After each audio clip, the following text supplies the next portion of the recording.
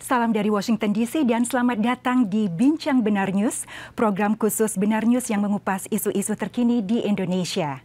Saya Ika Inggas dan dalam diskusi kali ini kita akan membahas pilkada yang telah terlaksana pada hari ini, 27 November 2024.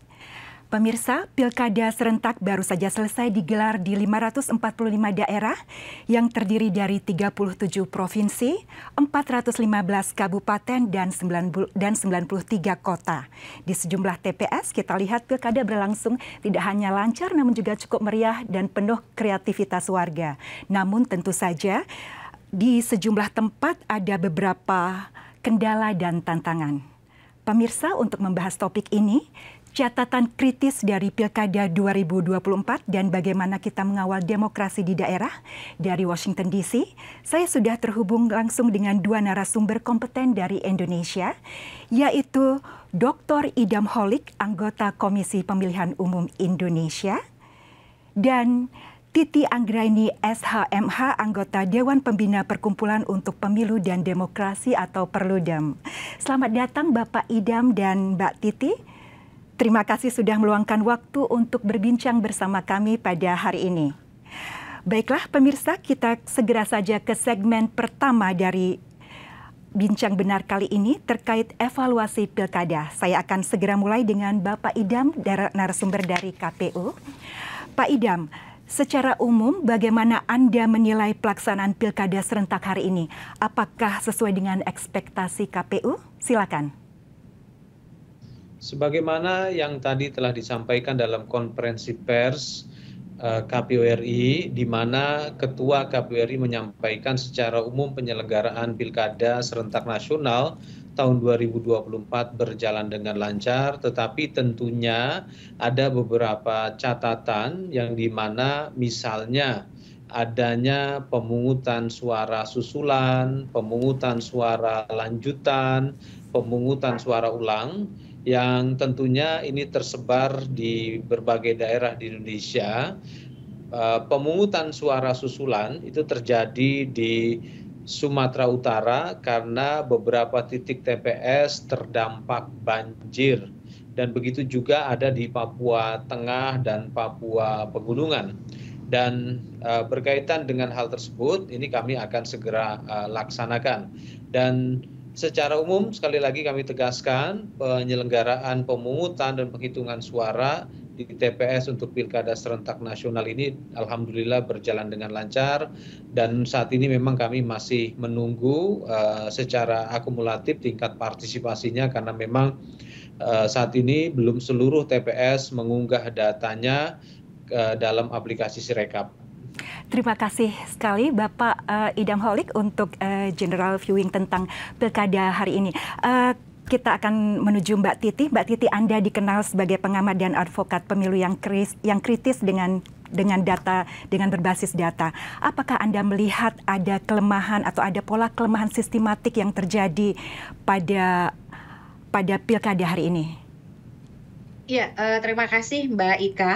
Bagaimanapun kita perlu memberikan selamat ya kepada pemilih dan warga negara Indonesia, karena satu fase penting dari demokrasi kita telah kita lewati, termasuk juga tentu apresiasi kepada Pak Idam Holik dari penyelenggara pemilu beserta seluruh jajaran sampai ke petugas penyelenggara pemungutan suara di TPS yang sudah bekerja keras sehingga merealisasikan layanan untuk bisa membuat pemilih memberikan suaranya dengan baik pada hari ini. Secara teknis memang ada beberapa tantangan yang diakibatkan oleh gangguan atau hambatan faktor alam ya, banjir dan lain sebagainya. Bahkan di Jabodetabek tadi selesai pemungutan suara, ketika proses penghitungan suara berlangsung juga turun hujan yang cukup deras begitu, dan beberapa TPS terpantau misalnya harus mengantisipasi karena ada kebocoran dan lain-lain. Tapi yang kedua juga ini menjadi catatan besar pada kita, soal kekhawatiran dari ekses penyelenggaraan pilkada pada tahun yang sama dengan pemilu serentak, yaitu pemilu legislatif dan pemilu presiden. Februari lalu kita menuntaskan pileg pilpres ya, pemilu legislatif, pemilu presiden, dan sekarang November pilkada. seperti banyak proyeksi dari para pengamat, ini memang kurang ideal dari sisi konsolidasi dan kesiapan partai politik dan termasuk juga pemilih. Bahkan banyak yang mengatakan, kami juga di Perludem menilai ini pilkada di tengah kelelahan politik ya. Bagaimana euforia pemilu legislatif, pemilu presiden belum sepenuhnya selesai, internal partai belum sepenuhnya tuntas di dalam mengkonsolidasi kesolidan partai politik mereka sebagai ekses pemilu legislatif dan pemilu presiden. Mereka harus segera bergegas untuk menyambut pilkada, kira-kira begitu. Pemilih juga mungkin secara politik mereka masih lelah atau masih dalam jebakan euforia pemilu yang lalu begitu. Ketika datang pilkada, apalagi dari sisi tipologi dan narasi, itu tidak terlalu berbeda jauh dengan apa yang disampaikan oleh para elit ketika pemilu presiden yang lalu. Misal saja Mbak Ika begini, dari sisi pakaian begitu ya, para calon itu banyak sekali yang mereplikasi pakaian atau warna dari para calon di Pilpres 2024. Karena memang mereka ingin mengidentifikasi misalnya bahwa mereka adalah bagian dari kelompok pemenang Pilpres 2024. Nah, di beberapa daerah dari temuan yang kami dapati, mereka merasa ya kan sudah pilpresnya begitu ya, pemilunya sudah, sehingga urgensi atau kemudian relasi untuk menekankan betapa pentingnya perhelatan pilkada, mereka memberikan suara terhadap pemimpin daerah yang nanti akan punya peran menyelesaikan sejumlah urusan yang memang itu adanya di daerah, bukan di nasional, bukan menjadi kewenangan presiden, itu belum sepenuhnya sampai kepada publik atau masyarakat kita. Ya, jadi kelelahan politik itu juga membuat mereka akhirnya ya tadi kurang animo. Dari catatan sejumlah relawan kami, kebetulan kami dari UI juga mengambil peran serta, misalnya beberapa teman mahasiswa memantau di TPS, itu memang angka partisipasinya Pak Idam dari mahasiswa-mahasiswa saya sekitar 100-an orang, itu hampir tidak ada yang di atas 70% Pak Idam. Nah ini juga cukup menjadi catatan kami Mbak Ika kira-kira. Mohon maaf nih agak panjang lebar. Tidak apa-apa, terima kasih, nanti kita bisa lanjutkan tentang itu. Nah kita kembali ke Pak Idam, bagaimana Anda merespon tentang masukan ataupun hal-hal yang tadi disampaikan oleh Mbak Titi, mungkin bisa disampaikan secara singkat Pak Idam? Apa yang dikemukakan oleh Mbak Titi itu benar dan saya sepakat ya. Pertama berkaitan dengan kelelahan politik pemilih dikarenakan jeda waktu antara pemilu serentak 2024 dengan penyelenggaraan pilkada serentak nasional ini memang waktunya berhimpitan, sehingga menjadi penting untuk kemudian dalam perumusan rancangan undang-undang pemilu ataupun undang-undang pilkada yang menjadi agenda program legislasi nasional tahun 2025 ini penting untuk dievaluasi, dan bahkan kami juga pada saat pertemuan dengan pembentuk undang-undang dalam hal ini dengan Komisi 2 DPR RI sempat menyampaikan agar sebaiknya ke depan desain keserentakan ini ada jeda waktu yang cukup sehingga kami dari sisi penyelenggara bisa melakukan konsolidasi yang optimal, dan dari sisi psikologi politik juga tidak mengalami kelelahan politik. Selanjutnya berkaitan dengan perkiraan sementara tingkat partisipasi berdasarkan temuan yang dilakukan atau ditemukan oleh relawan dari Mbak Titi tersebut, tentunya kami tidak bisa membantah karena memang trennya seperti itu. Inilah dampak dari kelelahan politik, dan saya pikir ini menjadi catatan kita bersama. Mudah-mudahan nanti pembentuk undang-undang bisa melakukan evaluasi secara komprehensif sehingga merumuskannya dalam sebuah rancangan yang lebih memungkinkan bagi penyelenggara pemilu untuk melakukan konsolidasi persiapan penyelenggaraan pilkada serentak nasional di kemudian di periode selanjutnya. Terima kasih Pak Idam. Tadi Anda menyinggung juga masalah partisipasi ataupun antusiasme meningkat, antusiasme masyarakat dalam pilkada kali ini. Apa strategi KPU untuk menarik kelompok yang selama ini cenderung apatis? Mungkin bisa disampaikan? Sebagaimana yang diamanahkan oleh Undang-Undang Pilkada, KPU ya harus melakukan sosialisasi dan pendidikan pemilih. Dan kita ketahui hari ini lanskap komunikasinya mengalami disrupsi digital dan masyarakatnya adalah masyarakat digital atau masyarakat jaringan, network society, maka kuncinya adalah kreativitas. Di beberapa daerah, teman-teman memanfaatkan media sosial dengan pendekatan desain komunikasi kreatif ya, sehingga pesan-pesan, sosialisasi dan pendidikan pemilih itu dapat diterima oleh masyarakat hari ini yang memang semuanya sudah terkoneksi dengan internet. Dan ya tentunya penyelenggaraan pilkada serentak nasional ini akan menjadi catatan penting ya, dan ke depan kami juga akan melakukan evaluasi. Terima kasih Bapak. Saya akan menuju Mbak Titi Anggraini. Mbak Titi, bagaimana Anda melihat peran masyarakat sipil dalam mengawasi pilkada hari ini? Apakah cukup aktif atau ada kendala? Ya, harus diakui bahwa dari masa ke masa keterlibatan masyarakat sipil tetap dinamis, tapi memang mengalami penurunan dari sisi kuantitatif ataupun dari sisi kualitas ya. Karena memang sekarang di Indonesia kita punya satu lembaga yang bersifat permanen yang sebenarnya dia memerankan, kalau di banyak negara demokrasi maju, peran-peran yang dimainkan oleh masyarakat sipil. Apa itu? Yaitu Bawaslu. Bawaslu ini kan perannya adalah melakukan pengawasan pada setiap tahapan pilkada, menerima laporan pelanggaran, menyelesaikan sengketa, begitu. Nah, karena perannya yang melembaga, komisioner atau anggotanya juga bersifat permanen, masa kerjanya sampai ke kabupaten kota, itu harus diakui mendistorsi keterlibatan masyarakat sipil untuk punya peran yang sama, karena memang sumber dayanya jauh tertinggal daripada pengawas dari negara ini. Tapi di antara banyak keterbatasan yang dihadapi oleh masyarakat sipil, muncul juga inisiatif-inisiatif yang merupakan sebuah bentuk progresivitas ya. Contohnya saja di Pilkada 2024, sejumlah masyarakat sipil berkumpul membentuk komunitas Jaga Suara 2024 yang memotret hasil di TPS, lalu menguploadnya dalam sistem dan menampilkan gambaran perolehan suara yang dikerjakan oleh para relawan. Selain itu juga banyak kelompok masyarakat sipil yang berfungsi sebagai pemantau, ikut memantau dan melaporkan sejumlah temuan-temuan pelanggaran di lapangan.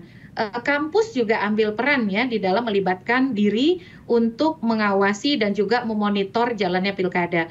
Tentu saja dengan penyelenggaraan pilkada yang sangat besar, Mbak Ika, ini pilkada dengan 203 juta lebih pemilih ya. Amerika Serikat saja pilpres yang kemarin tidak begitu jumlahnya. Saya baca di berbagai referensi pilpres Amerika Serikat pemilihnya itu sekitar 161 juta. Tapi ini pilkada Indonesia pada tingkat lokal 203 juta dengan jumlah TPS 435.000 lebih di seluruh wilayah Indonesia.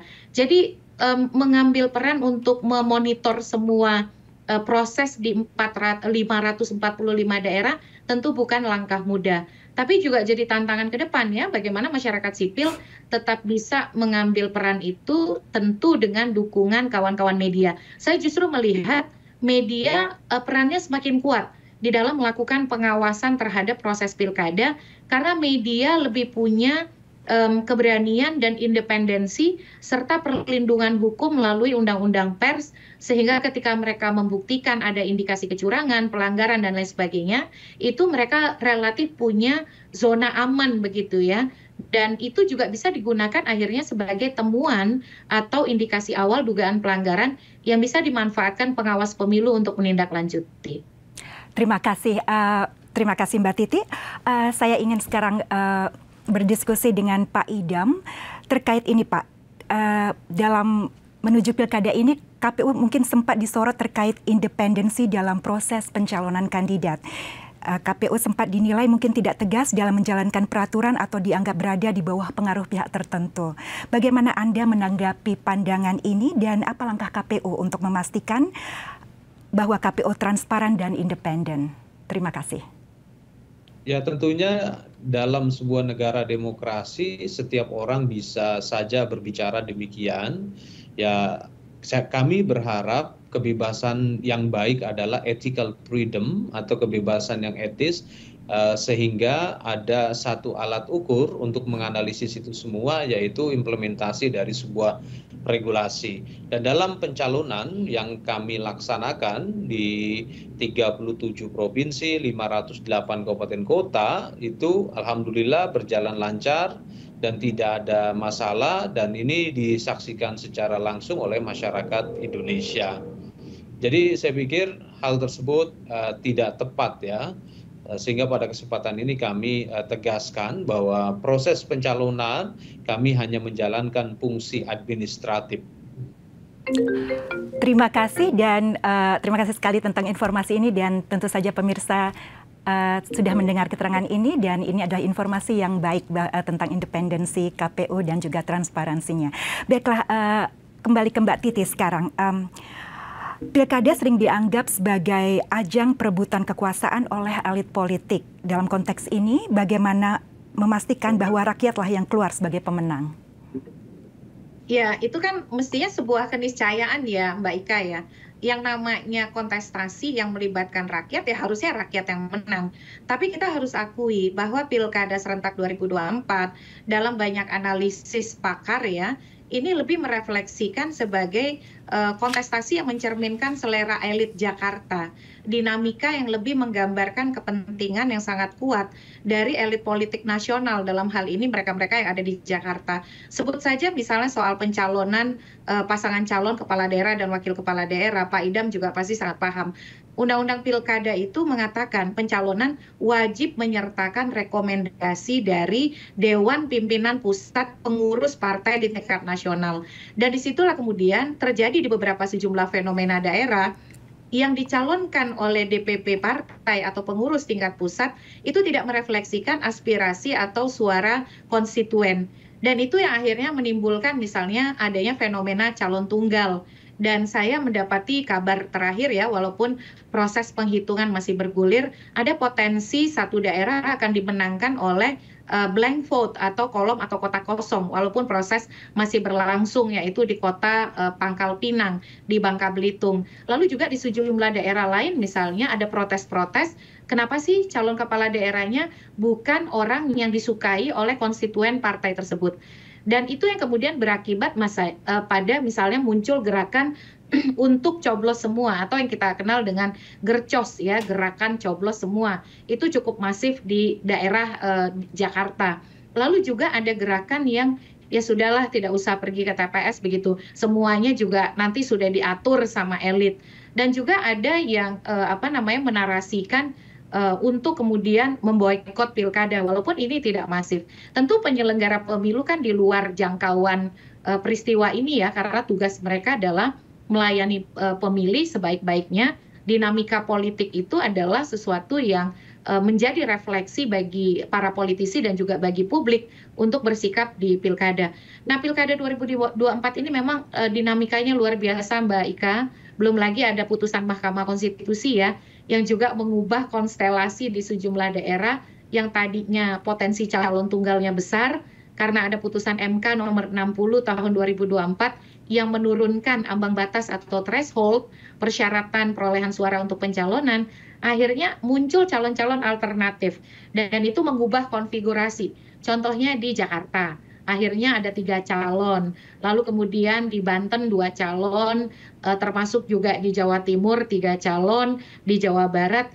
Nah, situasi ini tentu saja menambah proses pencalonan yang penuh dinamika, tapi ternyata tadi sayangnya ya, pemilih di tengah kelelahan politik, lalu keterputusan aspirasi antara akar rumput dan elit partai, angka pengguna hak pilihnya nih menurun cukup drastis, Mbak Ika, kalau berdasarkan pantauan lapangan secara sporadik dalam penyelenggaraan Pilkada 2024 begitu. Ya, terima kasih Mbak Titi. Pak Idam, bagaimana Anda merespon terhadap fenomena kotak kosong yang tampaknya juga cukup banyak terjadi di pilkada hari ini? Informasi sementara yang kami peroleh berkaitan dengan kemungkinan atau ada peluang kotak kosong menang berdasarkan informasi sementara itu di 3 daerah.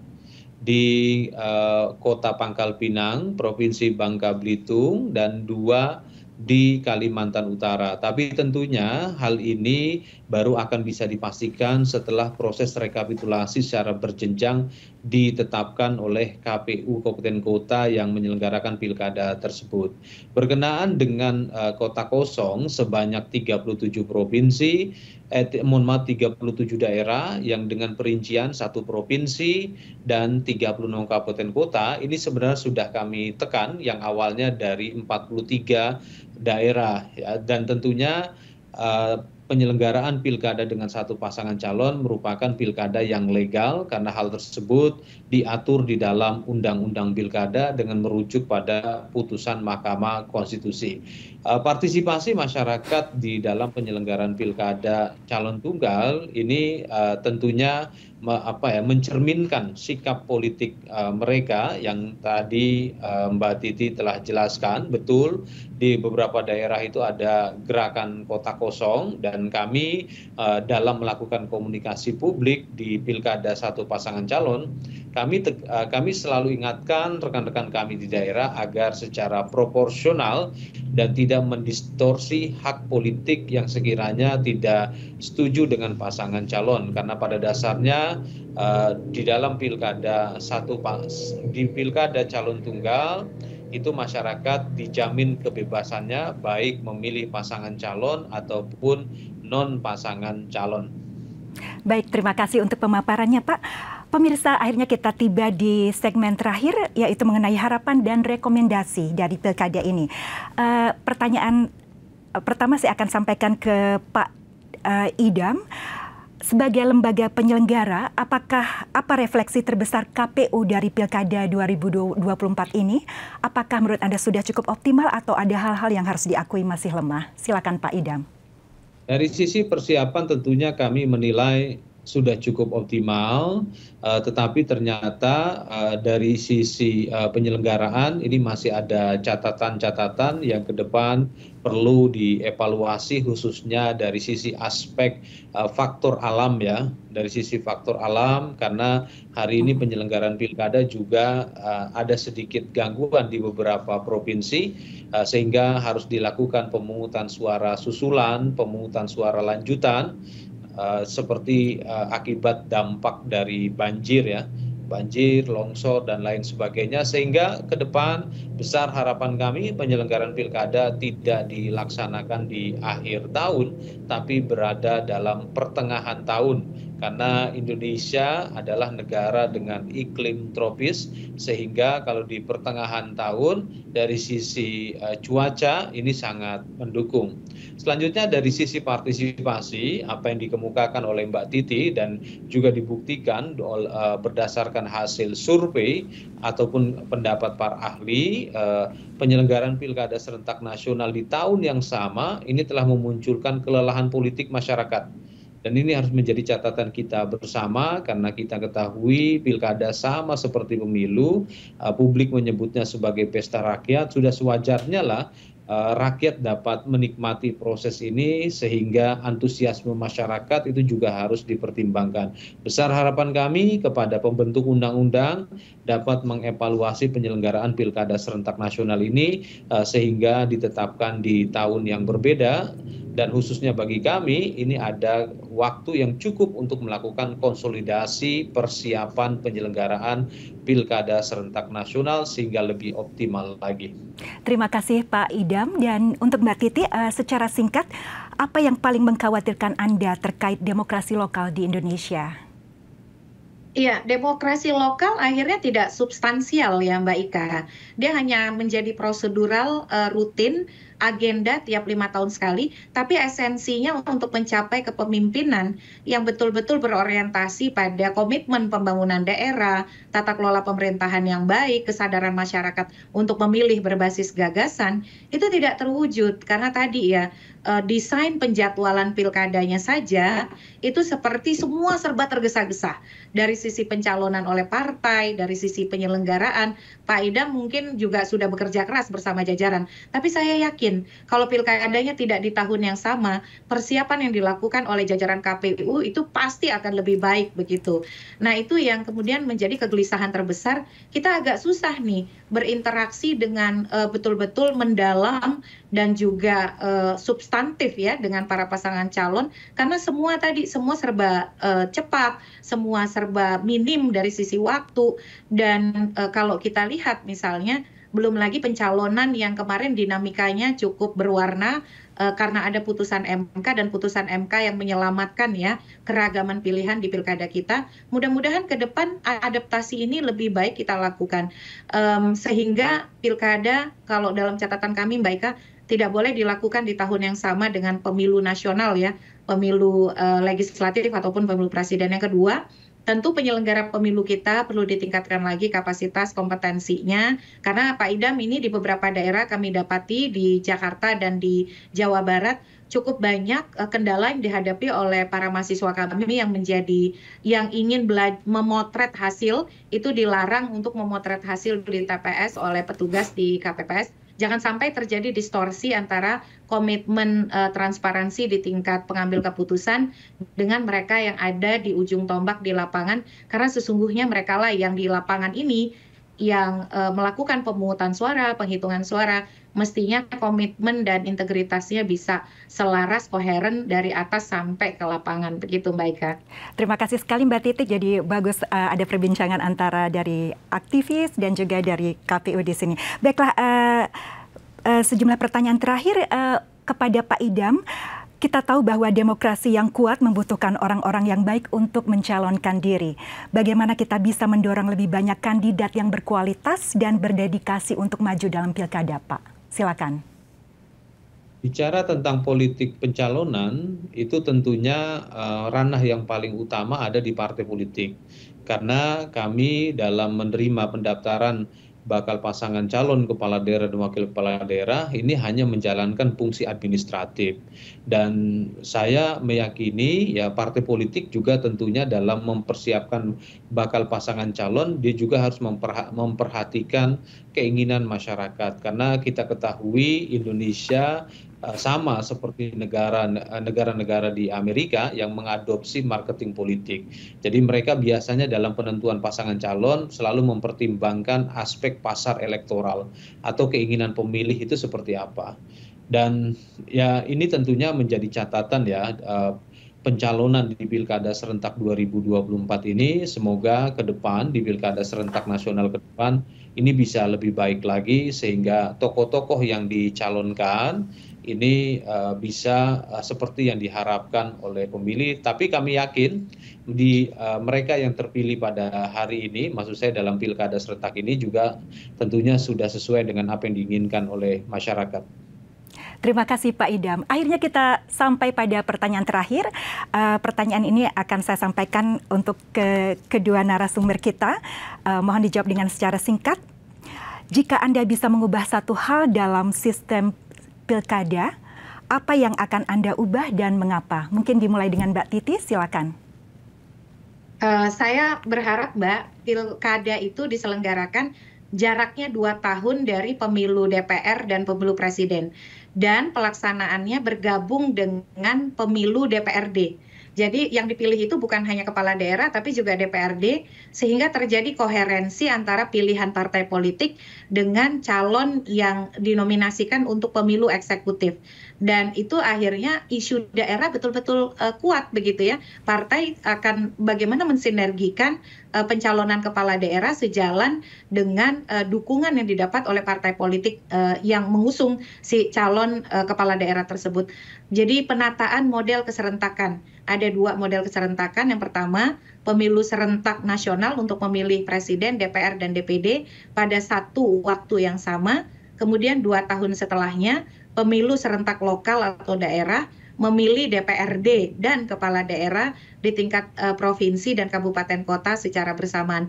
Itu yang sebenarnya sudah kami ikhtiarkan sejak lama, tapi belum mampu terwujud sampai hari ini. Mudah-mudahan didengar oleh pembentuk undang-undang dialog kita pada hari ini, Mbak Ika. Semoga ya Mbak ya. Dan selanjutnya, bagaimana dengan Pak Idam? Apa yang menurut Anda jika memang ada satu hal yang bisa diubah atau harus diubah dan kenapa? desain sistem pilkada yang mapan. Karena bagi kami putusan-putusan dari lembaga peradilan jelang atau pada saat tahapan sedang dilaksanakan ini bisa membuat satu situasi yang perlu adaptasi cepat, sedangkan publik tidak demikian. Ya, seperti kemarin, ya selain kami mengapresiasi putusan Mahkamah Konstitusi, tapi menjadi ideal kalau sekiranya putusan ini jauh sebelum pelaksanaan pilkada. Ya, kami nggak bermaksud mengintervensi Mahkamah, tapi apa yang terjadi selama tahapan pilkada ini semoga menjadi inspirasi bagi pembentuk undang-undang untuk mendesain sistem pilkada yang lebih mapan, karena integritas elektoral sangat mensyaratkan yang namanya berkepastian hukum dapat terlaksana dengan baik oleh penyelenggara dalam manajemen penyelenggaraan pilkada. Terima kasih banyak Pak Dr. Idam Holik, dan terima kasih juga untuk Mbak Titi Anggraini dari Perludem dan Pak Idam Holik dari KPU atas diskusi yang sangat menarik dan sangat mencerahkan, dan begitu banyak wawasan yang yang telah didiskusikan pada hari ini. Baiklah pemirsa, pilkada adalah bagian penting dari demokrasi kita, dan saya yakin apa yang disampaikan hari ini bisa menjadi bahan refleksi untuk membangun Indonesia yang lebih baik. Kepada Anda semua, terima kasih sudah menyaksikan Bincang Benar News. Dari Washington DC, saya Ika Inggas mengucapkan sampai jumpa dan sampai jumpa lagi di kesempatan Bincang Benar News berikutnya. Dan sekali lagi terima kasih untuk narasumber kita pada hari ini. Salam.